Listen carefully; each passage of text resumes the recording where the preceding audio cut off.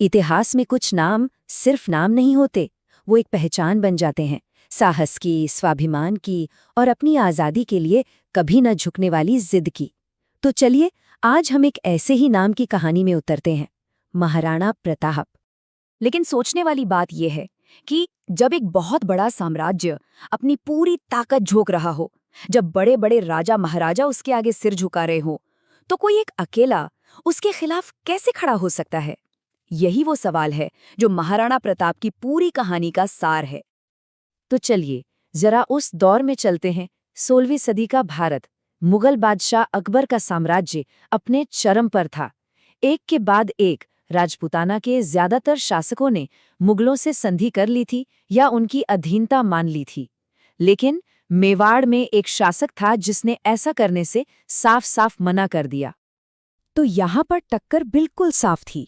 एक तरफ थे महाराणा प्रताप, जिनके लिए अपने राज्य की आज़ादी, अपनी संप्रभुता सबसे ऊपर थी, और दूसरी तरफ थे सम्राट अकबर, जिनकी नज़र पूरे राजपूताना पर अपना परचम लहराने पर थी।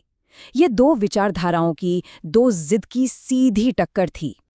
1572 में जब महाराणा प्रताप गद्दी पर बैठे तो अकबर ने पहले बातचीत का रास्ता अपनाया। उन्होंने कई दूत भेजे, शांति और समझौते की पेशकश की, लेकिन प्रताप का जवाब हर बार एक ही था, इनकार। और इस लगातार इनकार ने ये तय कर दिया था कि अब टकराव होके रहेगा। चलिए जरा इस सिलसिले पर एक नज़र डालते हैं। 1540 में जन्म होता है, 1572 में राजाभिषेक, और फिर अगले कुछ साल मुगलों के प्रस्तावों को लगातार ठुकराया जाता है। हर एक घटना जंग की तरफ एक और कदम थी, और 1576 आते आते ये साफ हो चुका था कि अब फैसला तलवारें ही करेंगी। और फिर वो दिन आया, 18 जून 1576। ये वो तारीख है जो महाराणा प्रताप की कहानी का सबसे बड़ा प्रतीक बन गई।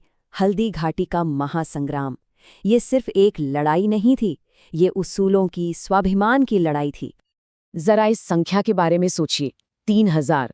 महाराणा प्रताप के पास सिर्फ 3000 घुड़सवार और भील धनुर्धर थे। और सामने कौन था? आमेर के राजा मानसिंह की अगुवाई में एक बहुत बड़ी मुगल सेना। ये एक ऐसी लड़ाई थी जिसे जीतना लगभग नामुमकिन लग रहा था। तो ये लड़ाई लड़ी कैसे गई? प्रताप की रणनीति कमाल की थी। उन्होंने जानबूझकर एक तंग पहाड़ी दर्रा चुना ताकि मुगलों की भारी भरकम सेना का संख्याबल बेकार हो जाए। वहां कम होते हुए भी मेवाड़ की सेना ने ऐसी बहादुरी से जंग लड़ी कि दुश्मन के पांव उखड़ गए। लेकिन जब लड़ाई बहुत ज्यादा खूनी हो गई तो प्रताप ने एक मुश्किल लेकिन बहुत सूझबूझ वाला फैसला लिया, रणनीतिक वापसी का। वो लड़ाई जारी रखने के लिए मैदान से निकल गए और मुगलों को ऐसे जीत दी जिसका कोई मतलब नहीं था। और इसी पल में वफादारी की वो अमर कहानी लिखी गई, चेतक का बलिदान। उनके वफादार घोड़े ने अपने मालिक की जान बचाते बचाते अपनी जान दे दी। लेकिन कहानी यहां खत्म नहीं होती। हल्दी घाटी कोई अंत नहीं था, बल्कि ये तो एक नई शुरुआत थी। महाराणा प्रताप समझ गए थे कि आमने सामने की लड़ाई के बजाय अब तरीका बदलना होगा। युद्ध का अंदाज अब बदलने वाला था। उन्होंने अपनी पूरी रणनीति ही बदल दी और रास्ता अपनाया छापामार युद्ध का, यानी गुरिल्ला वॉरफेयर का। अब सीधी टक्कर नहीं, बल्कि छोटी छोटी टुकड़ियों में तेजी से अचानक हमले करने थे। ये एक विशाल और सुस्त मुगल सेना को लगातार थकाने और कमजोर करने का एक बेहतरीन तरीका था, और ये रणनीति कमाल कर गई।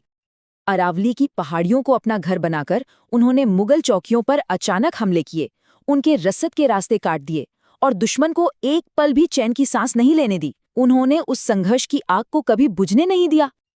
और फिर आया साल 1582। ये इस पूरे संघर्ष में एक बहुत बड़ा मोड़ था। दिवेर की लड़ाई ने सब कुछ बदल कर रख दिया। दिवेर में प्रताप की सेना ने एक जबरदस्त हमला किया और मुगलों को करारी शिकस्त दी। इस एक जीत ने उनके लोगों का हौसला आसमान पर पहुंचा दिया। उनकी जिद और उनकी नई रणनीति अब रंग ला रही थी। मेवाड़ का गौरव वापस लौट रहा था।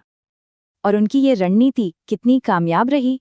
1585 आते आते महाराणा प्रताप अपने खोए हुए इलाकों का एक बहुत बड़ा हिस्सा वापस जीत चुके थे, जिसमें कुंभलगढ़ और उदयपुर जैसे सबसे बड़े और अहम किले भी शामिल थे।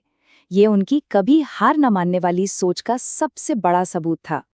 तो हम आज भी महाराणा प्रताप को क्यों याद करते हैं? उनकी विरासत सिर्फ जीती हुई लड़ाइयों की नहीं है, ये कुछ और भी गहरा है, कुछ ऐसा जो सदियों से हमें प्रेरणा देता आ रहा है। उनकी कहानी हमें बताती है कि असली जीत किसी एक लड़ाई को जीतने या हारने में नहीं है, बल्कि अपने उसूलों के लिए, अपनी मिट्टी के सम्मान के लिए आखिरी दम तक खड़े रहने में है। वो उस हिम्मत, उस जिद और उस जज्बे का नाम है जिसने कभी झुकना सीखा ही नहीं। तो महाराणा प्रताप की एक गाथा हमें एक आखिरी सवाल पर छोड़ जाती है। अगर एक हारी हुई लड़ाई भी अपने उसूलों पर टिके रहने की ताकत दे, तो क्या वो सच में हार है?